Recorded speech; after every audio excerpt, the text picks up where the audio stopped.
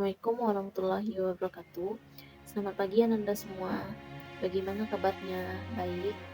Nah, kali ini sebelum kita lanjut pembelajaran, kita berdoa sejenak menurut kepercayaan masing-masing. Berdoa dimulai. Nah, udah selesai kita berdoa. Nah, kali ini sebelum kita masuk pembelajaran, Ibu ingin memperkenalkan diri Ibu dulu terlebih dahulu agar anak-anak tahu dan kenal sama Ibu dan kita bisa akrab. Nah, perkenalkan nama Ibu Giovanni Radamantius, bisa dipanggil Bu Fani. Ibu PLK dari SMK 6 Padang dari jurusan Tata Busana di UNP. Nah, sekilas tentang Ibu, maka kita akan masuk ke materi kebaya. Ini Ibu akan menjelaskan tentang materi kebaya.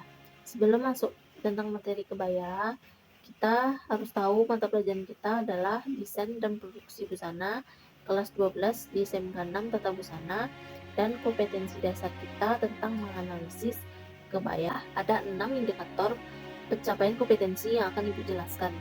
Yang pertama adalah sejarah kebaya, yang kedua adalah pengertian kebaya, yang ketiga adalah fungsi kebaya, yang keempat adalah jenis-jenis kain dalam penggunaan kebaya, yang kelima perawatan kebaya, yang keenam adalah jenis-jenis dan gaya kebaya. Nah, kali ini Ibu akan menjelaskan tentang sejarah kebaya. Nah, sebelum Ibu menerangkan tentang sejarah kebaya, apakah Anda semua tahu tentang sejarah kebaya itu apa? Nah, karena ada yang belum tahu, maka kita akan jelaskan tentang sejarah kebaya. Asal kata kebaya berasal dari kata Arab kebaya yang berarti pakaian. Jawa dan bahasa Jawa membayak atau membayak. Ada pendapat yang menyatakan kebaya berasal dari Cina, lalu menyebar ke Melaka, Jawa, Bali, dan Sulawesi. Setelah akulturasi yang berlangsung ratusan tahun, pakaian itu diterima di budaya dan normal setempat. Namun ada juga yang pendapat bahwa kebaya memang asli dari Indonesia, karena pakaian asli Cina adalah cheongsam yang berbeda dari kebaya. Nah, bentuk awal dari kebaya berasal dari keraton Majapahit yang dikenakan permaisuri atau selir raja sebagai sarana untuk memadukan perempuan kembar yang ada tubuh bungkus dari perempuan Aristoteles yang menjadikan lebih sederhana dan dapat diterima oleh yang baru memeluk agama Islam. Aceh, Liudan, Yordan, dan Sumatera Utara mengadopsi gaya-gaya Jawa sebagai sarana ekspresi sosial status dengan penguasaan Jawa yang lebih halus atau halus.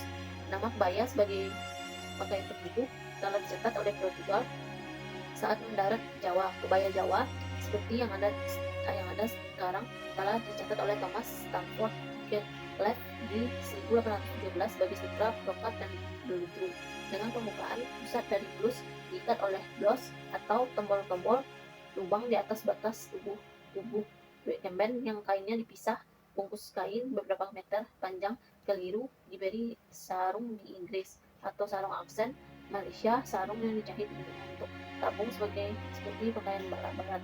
Baiklah, kita masuk pada pengertian kebaya. Nah, sebelum kita masuk ke pengertian kebaya, apakah Anda semua tahu apa itu kebaya?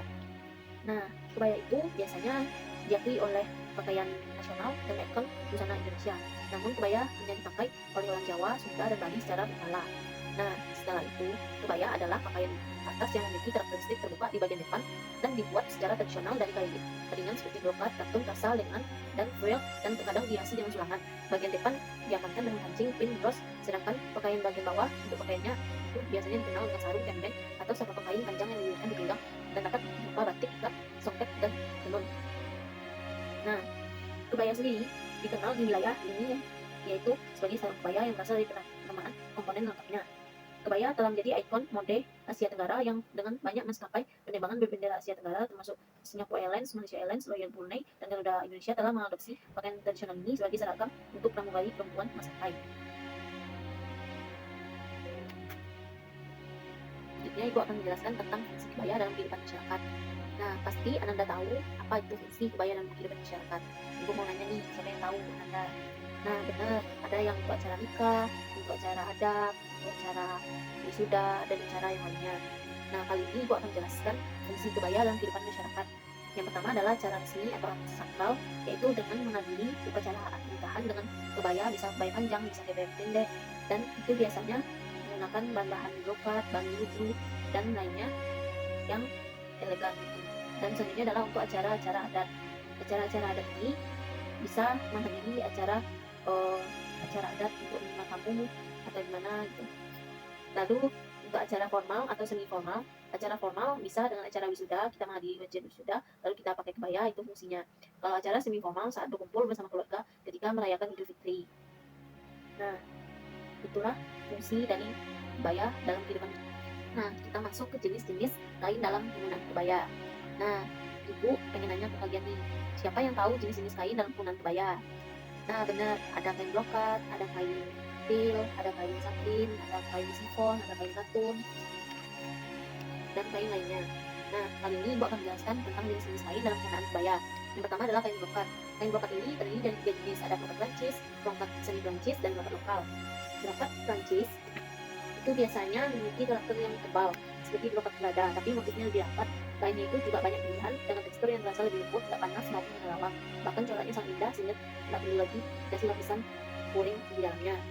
Nah, keunggulan dari kain brokat Prancis, lapisannya itu lentur sehingga bisa memberikan kesan empuk di badan. Tentunya cocok untuk yang memiliki kulit yang sensitif biar nggak gatal-gatal. Tapi harganya itu lumayan fantastis, jadi biasanya dipakai untuk kebaya pengantin. Lalu kebaya semi Prancis. Kebaya semi Prancis ini juga memiliki tekstur sama dengan kebaya Prancis, tapi agak lebih kaku. Wajar ya, harganya itu jauh lebih murah daripada brokat Prancis. Soal kerawatan produknya, kain brokat semi Prancis ini tergolong lebih kuat dan tidak mudah sobek. Kainnya juga lebih mudah dijahit dan lebih elegan yang diinginkan. Nah, kalau kain brokat lokal ini ada brokat til. Brokat til ini biasanya sering digunakan oleh pemain kebaya yang teksturnya lebih tipis dengan harganya terjangkau dan bervariasi banget, dan aksen ada gitarnya, tiaranya dengan sedikit pernak-pernik. Lalu kita masuk ke kain til. Kalau kain til itu bahannya termasuk kain ringan berbentuk jala dengan lubang kecil. Itu biasanya tipis, ringan, dan mudah jatuh bahannya. Kalau kain sifon itu karakteristiknya lembut, kainnya itu lebih cenderung terkesan ngeflow saat digunakan. Soal kualitas, kain jenis sifon itu gak gampang kusut dan warnanya bagus. Umumnya kain sifon ini dilengkapi dengan folio tipis karena tampilannya yang cukup transparan. Kebaya dari kain sifon ini sangat cocok untuk kita bikin. Lalu kain katun. Kalau kain katun itu sangat menyerap keringat dan saat digunakan, dan jenis kainnya itu lebih nyaman dipakai. Beda sama kain sifon itu jenisnya itu lebih transparan, yang bisa terbuat dari katun, sutra, dan benang sintetis, dan bertekstur sangat lembut, halus, dan jatuh kainnya. Nah, kali ini Ibu akan menjelaskan tentang perawatan kebaya. Kalau kita merawat kebaya itu, kalau kita lebih merawatnya pasti lebih awet. Nah, bagaimana cara merawat kebaya itu? Ada 6 teknik. Yang pertama adalah kebaya baru sebaiknya itu dicuci setelah 3-5 kali pemakaian. Yang kedua, tidak menggunakan mesin untuk mencucinya. Kebaya cukup dicuci dengan tangan, namun harus tetap hati-hati supaya konstruksi benangnya itu yang dimiliki tidak berubah. Yang ketiga adalah mencuci kebaya dengan sabun yang lembut atau pelembut saja jika terkena noda. Tujuannya hanya untuk menghilangkan bau setelah seringnya pemakaian. Yang keempat adalah sebaiknya tidak memeras kebaya setelah proses pencucian, cukup langsung digantung saja. Yang kelima adalah supaya tidak terjadi perubahan warna atau perbedaan warna, maka sebaiknya tidak menjemur kebaya di bawah sinar matahari langsung. Yang keenam adalah dalam sebulan sekali kebaya dikeluarkan dari dalam kotak atau lemari untuk dianginkan. Hal ini bertujuan untuk menghindari bau tidak sedap yang menempel pada kebaya. Baiklah, kali ini Ibu akan jelaskan jenis kebaya. Nah, ada 2 jenis kebaya yang kita bahas pada kali ini, yaitu kebaya panjang dan kebaya pendek. Kebaya panjang seperti yang gambar panjang, dan kebaya pendek seperti yang di sebelahnya. Selanjutnya, baiklah, Ibu akan menjelaskan tentang gaya kebaya. Kali ini ada beberapa gaya kebaya. Nah, kali ini yang pertama Ibu jelaskan tentang kebaya adati atau kartini. Gaya kebaya adati merupakan gaya kebaya yang dipakai para perempuan di lingkungan kerajaan seperti kebaya yang menggunakan kartini. Kebaya dengan bahan khusus dan memiliki atribut lembaga atau kerajaan atau jabatan yang sehingga membedakan antara status dan peran pemakainya. Nah, seperti yang digambar ini adalah kebaya kartini atau adati. Baiklah, kali ini Ibu akan menjelaskan tentang kebaya Betawi atau encim. Kebaya Betawi merupakan hasil akulturasi budaya Cina dan Melayu. Kebaya yang dipengaruhi budaya Cina yaitu kebaya encim yang merupakan kebaya pendek pada wujudnya bagian bawah belahan penutup meruncing atau sandai dan berwarna putih atau warna-warna pastel. Sepertinya kebaya encim ini biasa dipakai oleh nyonya Timuha. Dan kebaya encim ini merupakan bentuknya lehernya kerah F, lalu bagian bawahnya meruncing atau sering disebut model pucuk rebung berbahan katun, lalu pinggirannya merah, lengan dan di sisi sebelah belahan muka dan garis bawah itu menggunakan bagian pinggiran. Lalu kebayanya itu dihiasi sulakan atau bordiran yang cukup mencolok dan tidak menggunakan kayat. Dan warnanya putih atau biru dihubungkan dengan bersuka cita, atau warnanya fuchsia atau hijau tosia. Seperti yang digambar, ini adalah kebaya Betawi atau encim. Baiklah, kali ini Ibu akan menjelaskan tentang kebaya kutu baru atau Jawa. Nah, perempuan Jawa mengenakan kebaya pendek dengan tambahan bahan berbentuk persegi panjang atau di bagian permukaan depannya atau namakan bef. Nah, biasanya pemakaiannya itu dikombinasikan dengan sebuah batik bronjron ditempatkan di sebelah kiri dengan cara melilitkan kain terus melingkari badan dari kiri ke kanan. Lalu, asal mula bef adalah dari kemben yang dipakai oleh kebaya, di mana kebaya dibiarkan terbuka tanpa dipancikan. Tetapi karena pengaruh Islam, kemben ganti dengan bef agar lebih tertutup. Untuk pelengkapnya biasanya digunakan selendang batik. Untuk di stasiun gunakan selendang motif pelangi dengan teknik kacilok. Kain lurik dapat ganti menggunakan bahan gambling yang bermotif kotak-kotak halus dengan kombinasi warna hijau tua atau hijau muda dan sebagainya. Baiklah, yang digambar adalah kebaya kutu baru atau Jawa. Anak semua. Baiklah, perhatikan yang ada di dalam bagian ini ya. Kebaya Sunda atau kebaya pendek. Nah, kali ini Ibu akan menjelaskan tentang kebaya pendek atau Sunda. Desain kebaya Sunda ini terakumulasi dalam desain yang memiliki ciri garis leher bentuk segi 5 dengan garis tegak yang menempel pada leher belakang, seperti yang digambar. Baiklah, kali ini Ibu akan menjelaskan tentang kebaya pendek Bali. Perempuan Bali menggunakan kebaya pendek terbuat dari bahan katun yang berbunga atau dari kain muslin atau gaul kandi dengan potongan sebelah depan tertutup. Dan kebaya ini biasanya dipakai bersamaan dengan kain katun atau tenungan tangan. Kain Bali yang dilipat atau dibiru ujungnya sarung teknik tercelup atau kain yang dihiasi dengan corak-corak yang terbuat dari benang dengan emas atau sutra. Lalu kebaya ini dilingkari pinggang. Nah, seperti yang digambar, ini adalah kebaya pendek atau kebaya Bali.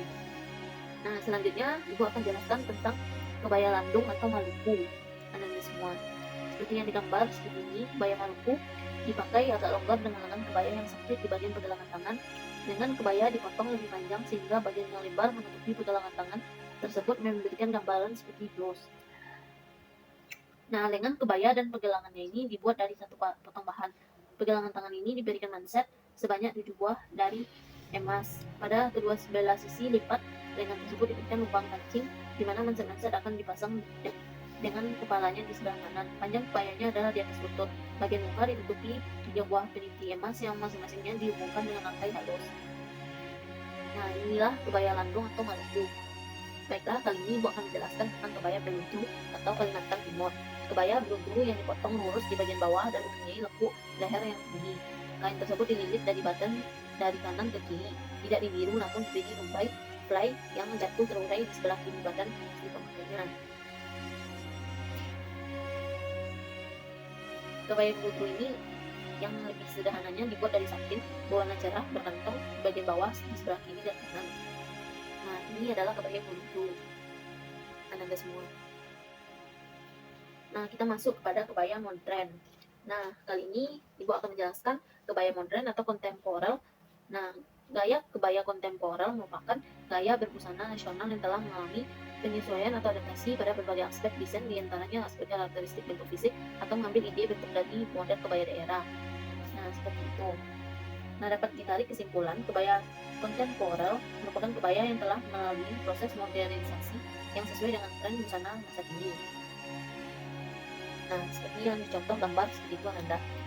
Nah, yang terakhir Ibu akan jelaskan tentang kebaya modifikasi. Kebaya modifikasi ini merupakan perpaduan antara kebaya tradisional dengan kebaya modern atau kontemporer yang sudah terpadu antara kedua kebaya tersebut. Makanya terjadilah kebaya modifikasi yang seperti gambar seperti ini. Baiklah, sekian dari pemaparan materi kebaya yang dijelaskan pada pertemuan kali ini. Kalau ada yang ditanyakan atau ada yang kurang paham, silakan bertanya. Dan apabila ada saran atau kritik, silakan tulis di kolom komentar. Sekian dan terima kasih. Waalaikumsalam warahmatullahi wabarakatuh. Terima kasih Ananda.